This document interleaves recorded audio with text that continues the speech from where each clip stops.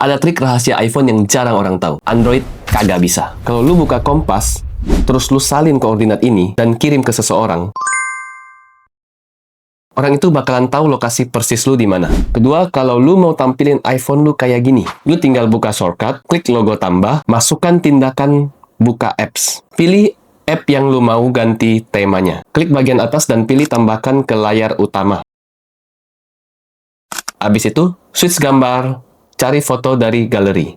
Dan udah deh, tinggal pilih, nanti otomatis bakalan ada di tampilan layar kayak gini. Gimana? Bermanfaat nggak? Jangan lupa follow Tekno buat tips menarik lainnya.